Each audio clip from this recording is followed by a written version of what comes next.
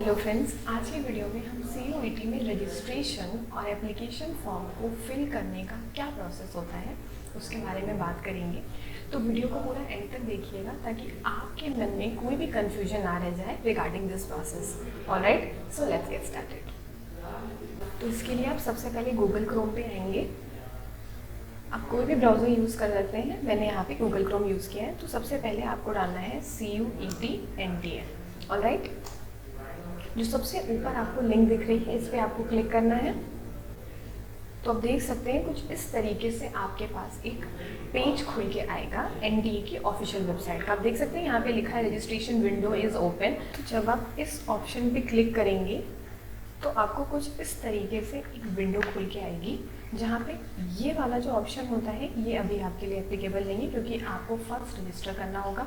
तो उसके लिए आपको इस ऑप्शन पे क्लिक करना होगा, न्यू कैंडिडेट रजिस्टर हियर। जब आप इस पर क्लिक करेंगे कुछ इस तरीके से आपके पास एक पेज खुल के आएगा। ठीक है, तो सबसे पहले मैं इसके बारे में थोड़ा सा आपको बता देती हूँ। जैसे अगर आपने 3 सब्जेक्ट सेलेक्ट किए हैं और जनरल कैटेगरी है तो 1000 रुपीज़ लगेंगे। अगर इसके अलावा कोई एक्स्ट्रा सब्जेक्ट आप सेलेक्ट कर रहे हैं तो 400 हर एक सब्जेक्ट का चार्ज होगा। ठीक है, फॉर एग्जांपल जैसे कि एक बच्चा है, ठीक है, जनरल कैटेगरी का मैंने एग्जांपल लिया है अनरिजर्व्ड।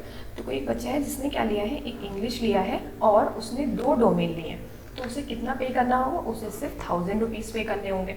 लेकिन उसने क्या किया, साथ ही साथ उसने 2 डोमेन और ले लिए और एक GT ले लिया। तो अब इसके पास कितने हो गए, अब हर एक सब्जेक्ट का एक्स्ट्रा 400 रुपीज़ होते हैं।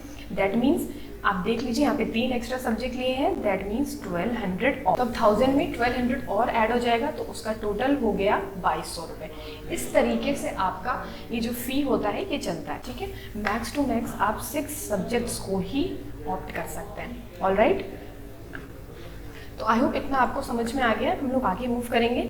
इसके बाद जब आप नीचे स्क्रॉल करेंगे तो आपको कुछ इस तरीके से ऑप्शंस आएंगे। ठीक है, मोस्ट ऑफ द केसेस में यहाँ पर लोग आधार कार्ड ही यूज़ करते हैं, तो यहाँ पर मैंने भी आधार कार्ड यूज़ करके किया है। आप अगर कोई और भी आपके पास ऑप्शन अवेलेबल है तो आप उससे भी कर सकते हैं। ऑलराइट, इसके बाद जब आप आधार पे क्लिक करते हैं तो आपको एक ऑप्शन आएगा, यहाँ पर आप अपने जो भी आधार नंबर है आप यहाँ पर फिल करेंगे। ऑलराइट, जब फिल करेंगे तो आप जनरेट OTP पे क्लिक करेंगे। जैसे ही आप OTP पे बटन पे क्लिक करेंगे तो आपका फ़ोन नंबर आधार से लिंक्ड होगा, उसी नंबर पे आपको एक OTP आएगा। ठीक है, कुछ इस तरीके से आपके पास खुल के आएगा। जैसे ही आपका जो भी OTP आपके नंबर पे आया होगा उसे आपको यहाँ पर फिल कर देना है। ऑलराइट, देन उसके बाद आप वैलिडेट OTP पे क्लिक करेंगे। जैसे ही आप वैलिडेट OTP पे क्लिक करेंगे इस तरीके से आपके पास एक पेज खुल के आ जाएगा जहाँ पर आप अपना नेम, जो भी आपकी डिटेल्स हैं जेन्युइन, आप वो यूज़ करेंगे। तो मैंने यहाँ पे अपने हिसाब से एक जनरल कोई भी नेम यूज़ कर लिया है, आप अपनी सारी डिटेल्स जेन्युइन ही यूज़ करेंगे। ऑलराइट, तो यहाँ पे आप अपना नेम स्पेसिफाई करेंगे, देन आपके फादर नेम, मदर नेम, अपनी date of birth according to your 10th marksheet. उसके बाद आपका क्या जेंडर है, nationality, identity type and identification number. Identification number आपने जिस भी आइडेंटिटी प्रूफ को यूज़ किया है वो नंबर आप यहाँ पर यूज़ करेंगे। ऑलराइट, उसके बाद आपके पास ऑप्शन आएगा एड्रेस का, तो आप अपना जो भी एड्रेस है वो यहाँ पर आप फिल कर लेंगे। आई होप ये सारे ऑप्शंस आपको समझ में आ रहे होंगे। ध्यान रखिएगा, आपको यहाँ पर अपना ईमेल ID वही देना है जो आपका करेंटली यूज़ कर रहे हो, क्योंकि आपको वेरिफिकेशन के लिए आपके ईमेल पे ही OTP आएगा। ऑलराइट, उसके बाद आप अपना पिन कोड यूज़ कर सकते हैं। अगर आपको नहीं पता है पिन कोड क्या है तो आपका जो आधार कार्ड होता है उसमें आपका पिन कोड मेंशन होता है। ऑलराइट, देन अब जब आपके पास एक और नीचे स्क्रॉल करते जाएंगे तो आपको परमानेंट एड्रेस करके ऐसे लिखा होगा। इस पर जब आप क्लिक कर देंगे तो सेम वही वाला जो ऊपर आपने एड्रेस में फिल किया था वो यहाँ पे भी फिल हो जाएगा। तो आई होप ये प्रोसेस आपको समझ में आ रहा होगा। उसके बाद आपको क्या करना है फ्रेंड्स, यहाँ पर आपका पासवर्ड का ऑप्शन आएगा। आपको एक पासवर्ड यहाँ पे स्पेसिफाई करना है। तो मैंने यहाँ पे एक पासवर्ड यूज़ किया है, मैंने बता दिया है मैंने क्या पासवर्ड यूज़ किया है। आप अपने अकॉर्डिंग अपना पासवर्ड यहाँ पर सेट कर सकते हैं। मैंने यहाँ पे CUET UG@123 पासवर्ड यूज़ किया है। देन सिक्योरिटी के लिए वो आपसे क्वेश्चन पूछेगा कि बहुत सारे ऑप्शन आएंगे। मैंने यहाँ पे what is your birth city use करी है, वो आपसे फर्स्ट स्कूलिंग वाला ऑप्शन भी पूछ सकता है। तो अपने अकॉर्डिंग इस चीज़ को फिल कर दीजिएगा। ठीक है, उसके बाद आपको ये जो सिक्योरिटी पिन लिखा है आपको ये सेम पिन यहाँ पर फिल करना है। उसके बाद आपको इस सबमिट बटन पर क्या करना है, क्लिक कर देना है। सबमिट बटन पे क्लिक करने के बाद आपके पास कुछ इस तरीके से एक पेज खुल के आएगा। ऑलराइट, जहाँ पर आपको क्या करना है, जो भी डिटेल्स आपने फिल करी थी, यानी आपका नेम, आपके फादर का नेम, आपकी मदर का नेम, आपका gender, date of birth, mobile number, email address, ये सारी चीज़ें अगर आपने सही से वेरीफाई कर ली है तो आप इन सारे बॉक्सेस को चेक कर देंगे एंड उसके बाद आई एग्री ऑप्शन को भी चेक करेंगे। देन आपको यहाँ पे submit and send OTP button पे क्लिक कर देना। जैसे आप इस पर क्लिक करेंगे, जैसे ही आप उस सबमिट OTP वाले बटन पे क्लिक करेंगे, आपके पास कुछ इस तरीके से कंफर्मेशन विंडो खुल के आएगी कि क्या आप अपने रजिस्ट्रेशन फॉर्म को सबमिट करना चाहते हैं एक फाइनल कंफर्म मैसेज में, तो आप यहाँ पर येस पे क्लिक कर दें। जैसे ही आप येस पे क्लिक करेंगे, आपके पास वेरीफाई OTP की विंडो आ जाएगी। आप देख सकते हैं यहाँ पे आपके ईमेल पे एक OTP आया होगा जो आपको यहाँ पे फिल करना है। उसके बाद आपको ये जो सिक्योरिटी पिन आपको दे रखा है वो आपको इस जगह पे फिल करना है। As you all can see, यहाँ पर जो भी ऑप्शंस हमें बोले गए हैं वो हमें वहाँ पे फिल करने हैं। ईमेल वाला OTP ईमेल OTP के पास, एंड जो ये सिक्योरिटी ऑप्शन है वो यहाँ पे फिल करना है, ठीक है। देन आप वेरीफाई पे क्लिक कर देंगे। जैसे ही आप वेरीफाई पे क्लिक करेंगे, आपका जो रजिस्ट्रेशन प्रोसेस है वो कंप्लीट हो गया है। अब क्या होगा, आपके पास कुछ इस तरीके से एक विंडो आ जाएगी वापस से। जैसी विंडो आपने स्टार्टिंग में खोली थी, बिल्कुल वही विंडो आपके पास वापस से आ जाएगी। आप देख सकते हैं यहाँ पर जो एप्लीकेशन नंबर है वो आपकी ईमेल पर ऑलरेडी आ गया होगा। आपको वही एप्लीकेशन नंबर यहाँ पर फिल करना है एंड ये ऑलरेडी फिल्ड होगा ऊपर वाला ऑप्शन। पासवर्ड आपको वही यूज़ करना है जो आपने अभी डाला था पासवर्ड। देन वापस से आप इस सिक्योरिटी पिन को यहाँ पर फिल करेंगे, ठीक है। आपके पास ग्रीन टिक आ जाएगा, वेरीफाइड हो जाएगा एंड देन आप लॉगिन पे क्लिक कर देंगे। तो इसी के साथ आपका जो रजिस्ट्रेशन का प्रोसेस है वो कंप्लीट हो गया है। ऑलराइट, आई होप इतना प्रोसेस आपको अच्छे से समझ में आया होगा। जैसे ही आपका रजिस्ट्रेशन प्रोसेस कंप्लीट होता है, आपको इस तरीके से एक विंडो आएगी जिसमें आप देख सकते हैं रजिस्ट्रेशन वाले पे आपका टिक लगा हुआ है। ऑलराइट, तो आपको यहाँ पे इस जगह पर क्लिक नहीं करना है एप्लीकेशन फॉर्म के लिए, आपको क्लिक करना है इस जगह पर। ये जो आपको लेफ्ट साइड में ऑप्शन एप्लीकेशन का दिया होगा, आपको इस पर क्लिक करना है, ठीक है। इस तरीके से जब आप क्लिक करेंगे तो वो ऑरेंज हाईलाइट हो जाएगा एंड जैसे ही आप क्लिक करेंगे तो आपके पास कुछ डिटेल्स इस तरीके से आपके पास ऑप्शंस आएंगे। यानी आपको पहले ये डिटेल्स बतानी होंगी, देन ये डिटेल, देन उसके बाद ये आपको खुद से क्लिक नहीं करना है, वो अपने आप ही इन पे मूव करता चला जाएगा। आपको बस सिर्फ सेव एंड नेक्स्ट पे क्लिक करते जाना है। अपनी डिटेल्स को एकदम जेन्युइन भरिएगा, क्योंकि मैंने यहाँ पर ये वीडियो सिर्फ समझाने के पर्पज से बनाया है कि किस तरीके से हम इस प्रोसेस को फॉलो करते हैं। आप अपनी सारी डिटेल्स को एकदम जेन्युइन और एकदम रियल भरिएगा। ऑलराइट, तो जैसे ही आप कॉन्टैक्ट डिटेल्स पे क्लिक करते हैं, आपके पास कुछ इस तरीके से आपका एक ऑप्शन आएगा जहां पर आपको सारे कॉन्टैक्ट डिटेल्स, अपने एड्रेस, जैसे अभी हमने रजिस्ट्रेशन में भरा था बिल्कुल वैसे ही आपको भरना है। यहाँ पे सारी चीज़ें सेम होंगी। देन स्क्रॉल डाउन करने के बाद आपको एक आई अग्री का ऑप्शन दिखेगा, आपको उसे चेक करना है and then save and next पे क्लिक करना है। जैसे ही आप इस बटन पे क्लिक करेंगे, आपके पास एक कंफर्मेशन पॉपअप मॉडल आएगा कि आपकी कॉन्टैक्ट डिटेल्स अपडेट हो गई हैं। ऑलराइट, उस ओके पे क्लिक करेंगे तो नेक्स्ट ऑप्शन के ऊपर आपको लेके जाएगा, ठीक है। अब नेक्स्ट ऑप्शन आपके पास इस तरीके से खुल के आएगा जिसमें वो आपकी और डिटेल्स के बारे में पूछेगा, जैसे आप कहाँ के रहने वाले हैं, कौन सी कंट्री, नेशनैलिटी, उसके बाद आपकी जो भी कैटेगरी है, ये सारी चीज़ें जो हैं आपको फिल करनी है। यानी आपकी क्या आइडेंटिटी टाइप है उसका, फिर अगर आपने आधार यूज़ किया है तो आप आधार नंबर को फिल करेंगे, अगर आपने पैन कार्ड से यूज़ किया है तो आप पैन कार्ड नंबर फिल करेंगे। ऑलराइट, उसके बाद आप कौन से स्टेट के हैं वो आपको यहाँ पे सेलेक्ट करना है। अब ये वाले ऑप्शन में आपको सेलेक्ट करना है कि आप स्पेशली एबल्ड हैं या फिर नहीं है, तो उस पर आपको अपने हिसाब से टिक कर देना है। देन आपके फादर और मदर की क्या ग्रेजुएशन है, क्या उनकी ऑक्यूपेशन यानी वो क्या काम करते हैं, ये सारी चीज़ें आपको सिलेक्ट करनी है, ठीक है। क्या आपके पेरेंट या फिर गार्जियन की क्या एनुअल इनकम है वो आपको अपने हिसाब से सेलेक्ट करनी है। उसके बाद ये ऑप्शन पूछा जाता है कि क्या आप जुड़वा हैं और दोनों ही CUT के लिए अप्लाई कर रहे हैं, तो आपको अगर येस है तो आप येस पे क्लिक करिए, नो है तो नो पे क्लिक करिए। उसके बाद क्या आपको डायबिटीज़ है, आपको इसमें भी पूछा जा रहा है, तो आप अपने हिसाब से सारे ऑप्शंस को क्लिक कर सकते हैं, ठीक है। जैसे आप आई एग्री वाले ऑप्शन पे चेक करेंगे, अगेन आपके पास एक बटन आएगा, उस पर क्लिक करेंगे, नेक्स्ट ऑप्शन पे मूव कर जाएंगे, ठीक है। जैसे ही आप इस पर क्लिक करेंगे, आप नेक्स्ट ऑप्शन पे आ गए। अब ये आपसे अदर कोटा कैटेगरी का ऑप्शन है, उसकी डिटेल्स ये इस फॉर्म में दिखाई दे रही है। तो सबसे पहले आप बिलो पॉवर्टी लाइन को बिलोंग करते हैं, आप कश्मीरी माइग्रेंट तो नहीं है, आप NCC कोटा से तो नहीं, तो जितनी भी ये डिटेल्स हैं ये आपको अपने हिसाब से फिल करनी है। उसके बाद आई एग्री बटन पे क्लिक करेंगे and then save and next. हर बार जब आप सेव एंड नेक्स्ट पे क्लिक करेंगे तो एक पॉपअप मॉडल विंडो जरूर आएगी कि आपकी ये डिटेल सक्सेसफुली अपडेट हो गई है। उसके बाद आपके रिजल्ट्स यानी क्वालिफिकेशन से रिलेटेड डेटा पूछा जाएगा। सबसे पहले पूछेगा आपका रिजल्ट का स्टेटस क्या, पास्ड है या फिर नहीं है, ईयर क्या है आपके पासिंग का, आपका क्वालिफाइंग 10th के लिए पूछा जा रहा है, तो क्या स्कूलिंग का आपका क्या प्लेस था, आप गांव में थे या फिर शहर में थे। अर्बन का मतलब होता है सिटी वाला एरिया एंड रूरल का मतलब होता है गांव वाला एरिया, ठीक है, विलेज एरिया। उसके बाद आपका स्कूल किस टाइप का था, प्राइवेट स्कूल था, गवर्नमेंट स्कूल था, जो भी स्कूल था आप उसको सेलेक्ट कर सकते हैं।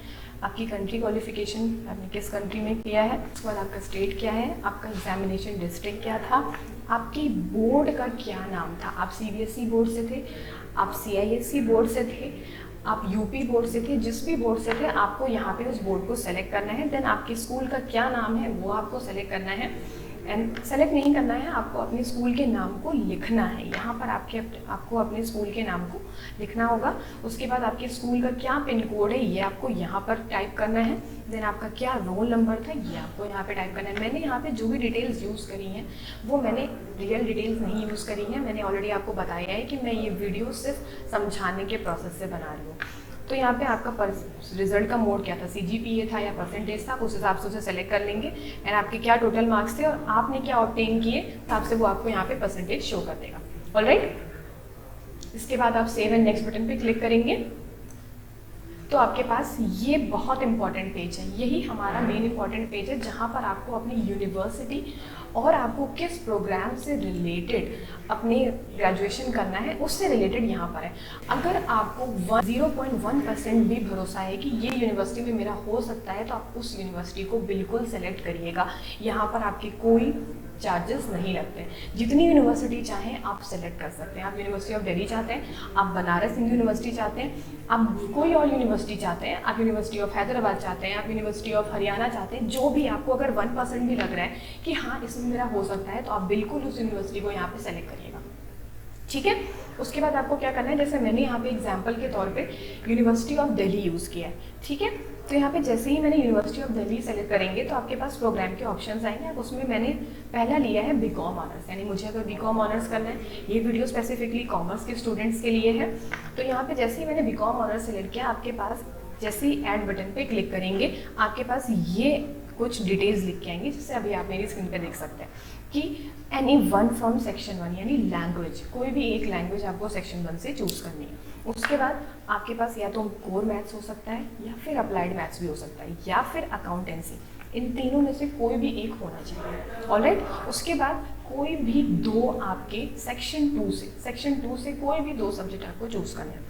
तो ये जो डोमेन्स की लिस्ट है सेक्शन वाइज, ये ऑलरेडी CUT की वेबसाइट पे दे रखी है, आप वहाँ से उसको अच्छे से पढ़ के देन यहाँ पे सेलेक्ट करेंगे। ऑलराइट, जैसे मैंने क्या किया, मैंने दोबारा दूसरा कोर्स करना है, मुझे BCom ऑनर्स नहीं, मुझे BCom करना है, तो मैंने वापस से फिर से सेलेक्ट किया यहाँ पे यूनिवर्सिटी ऑफ दिल्ली एंड मैंने देन BCom सेलेक्ट किया। तो आप देख सकते हैं यहाँ पे कुछ क्राइटेरिया चेंज हो गया, यानी आपको सेक्शन 1 से तो वही कोई एक लैंग्वेज सेलेक्ट करनी है, लेकिन या तो आप सेक्शन 2 से कोई 3 सब्जेक्ट सेलेक्ट कर सकते हैं या फिर सेक्शन 1 से एक और कोई सब्जेक्ट सेलेक्ट कर सकते हैं, ठीक है। उसके बाद आप किसी और सेक्शन 2 और सेक्शन 3 से कोई एक सब्जेक्ट सेलेक्ट कर सकते हैं, ठीक है। तो ये जो आपको ऑप्शन, ये जो इन्फॉर्मेशन आपको दे रखी है, इसके अकॉर्डिंग ही आप आगे जाके अपने सब्जेक्ट्स को चूज़ करेंगे। तो उस लिस्ट को एक बार अच्छे से पढ़ लीजिएगा, ठीक है। उसके बाद मैंने दोबारा से यूनिवर्सिटी ऑफ दिल्ली का BA ऑनर्स इकोनॉमिक्स का यूज़ किया है, जिसमें उसने बोला है कि मुझे एक सेक्शन यानी सेक्शन 1 से कोई एक चूज़ ही करना है, दैट मीन्स कोई भी एक लैंग्वेज। उसके बाद आपके पास अप्लाइड मैथ्स या फिर कोर मैथ्स होनी चाहिए या फिर सेक्शन 2 से कोई और 2 डोमेन। ऑलराइट, मैंने यहाँ पे फिर नई यूनिवर्सिटी बनारस हिंदू यूनिवर्सिटी ले रखी है, जिससे मैंने BCom ऑनर्स चूज़ किया है, ठीक है। तो उसमें उन्होंने बताया कि आपका सबसे इंपॉर्टेंट सब्जेक्ट अकाउंटेंसी होना चाहिए, दूसरा आपका बिजनेस स्टडीज़ होना चाहिए एंड एक जनरल टेस्ट। आप देख सकते हैं इन यूनिवर्सिटी ऑफ दिल्ली में फ़िलहाल BCom ऑनर्स के लिए या फिर BCom के लिए GK यानी GT आपके लिए इम्पॉर्टेंट नहीं है, लेकिन अगर आप बनारस हिंदू यूनिवर्सिटी में यूज़ कर रहे हैं, उसे सेलेक्ट कर रहे हैं, तो आपको GT देना कंपलसरी है। ऑलराइट, तो इस तरीके से आपको जितना लग रहा है, जिस भी यूनिवर्सिटी में आपको लग रहा है कि 0.1% भी मेरा हो सकता है, उसको बिल्कुल यहाँ पे सेलेक्ट करिए, ठीक है। जैसे ही आप आई एग्री पे क्लिक करेंगे, उसके बाद सेव एंड नेक्स्ट आगे बढ़ जाएंगे, ठीक है। इतनी बात आई होप आपको अच्छे से समझ में आई होगी। देन आपको क्या करना है, अपने सब्जेक्ट्स को चूज़ करना है। अब जैसे कि आप देख सकते हैं सब्जेक्ट 1 हमें इंग्लिश तो लेना ही था, यानी सेक्शन 1 वाला, तो मैंने यहाँ पे इंग्लिश चूज़ किया। आप इंग्लिश वाले पेपर को किस मोड में देना चाहते हैं, वो इंग्लिश ही मोड में होगा तो वो ऑलरेडी सेलेक्टेड रहेगा। दूसरा मैंने अकाउंटेंसी ले रखा है, मैंने यहाँ पे बनारस हिंदू यूनिवर्सिटी को नहीं इंक्लूड किया है, मैंने सिर्फ यूनिवर्सिटी ऑफ दिल्ली के अकॉर्डिंग यहाँ पे अपने सब्जेक्ट्स चूज़ करें। तो जैसा कि आप देख सकते हैं अकाउंटेंसी होनी ही चाहिए, चाहे तो आप मैथ्स लीजिए चाहे तो अकाउंटेंसी लीजिए, तो मैंने यहाँ पर अकाउंटेंसी ले लिया। उसका पेपर हम इंग्लिश में देना चाहते हैं, हिंदी में देना चाहते हैं, पंजाबी में देना चाहते हैं, जिस भी लैंग्वेज देना चाहते हैं आप यहाँ पे सेलेक्ट कर सकते हैं। दूसरा मैंने इकोनॉमिक्स को चूज़ किया है। तीसरा मैंने यहाँ पे बिजनेस स्टडीज़ को चूज़ किया है। ये मैंने जो सब्जेक्ट चूज़ करें ये अकॉर्डिंग टू DU चूज़ करें, यानी दिल्ली यूनिवर्सिटी के अकॉर्डिंग चूज़ करें। अगर मैंने यहाँ पे बनारस हिंदू यूनिवर्सिटी चूज़ भी किया होता तो मुझे यहाँ पे लास्ट में 5th सब्जेक्ट एक जनरल टेस्ट भी चूज़ करना पड़ता है, क्योंकि वहाँ पर वो इम्पॉर्टेंट है। ऑलराइट, तो इस तरीके से आप अपने सब्जेक्ट्स को चूज़ करेंगे। देन यहाँ पर आई एग्री पे क्लिक करेंगे and then save and next. आपकी ये डिटेल्स भी अपडेट होके एक कंफर्मेशन मैसेज मिलेगा आपको। उसके बाद आपसे पूछेगा कि आपको अपने सेंटर्स कहाँ कहाँ चाहिए, ठीक है। तो पहला चॉइस आप उत्तर प्रदेश सेलेक्ट करेंगे। क्या सिटी होनी चाहिए, मैंने यहाँ पे बिजनौर लिख रखा है। सेकंड ऑप्शन क्या होना चाहिए, लखनऊ लिख रखा है। थर्ड ऑप्शन में मैंने कानपुर सेलेक्ट कर रखा है। फोर्थ ऑप्शन में मैंने सीतापुर सेलेक्ट कर रखा है। आप अपने हिसाब से इन चीज़ों को सिलेक्ट करेंगे, ठीक है। उसके बाद then I agree and then save and next पे क्लिक करेंगे।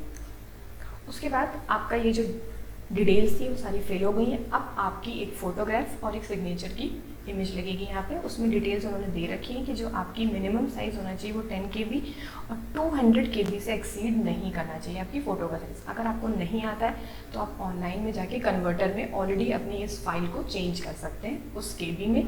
अगर PNG है तो JPG में भी चेंज कर सकते हैं, ठीक है। जैसे आप चूज़ फाइल पे क्लिक करेंगे तो आपने जो भी डिटेल सेव, जो भी अपनी फ़ोटो सेव कर रखी होगी वो यहाँ पे सेलेक्ट हो जाएगी, ठीक है। मैंने यहाँ पे इन जनरल को भी फ़ोटो ले ली है, मैंने नेट से उठा ली है। आप अपनी जेन्युइन फ़ोटो ही यूज़ करिएगा जो थोड़ा विजिबल हो, ऑलराइट। उसके बाद सिग्नेचर के लिए भी उन्होंने बोल रखा है कि उसका भी फॉर्मेट JPG में होना चाहिए। उसका मिनिमम साइज़ 4 KB ही होना चाहिए, मैक्सिमम साइज़ 30 होना चाहिए। जैसे आप चूज़ फाइल पे क्लिक करेंगे आपके सिग्नेचर इस तरीके से यहाँ पे शो होने लगेगा। Then save and next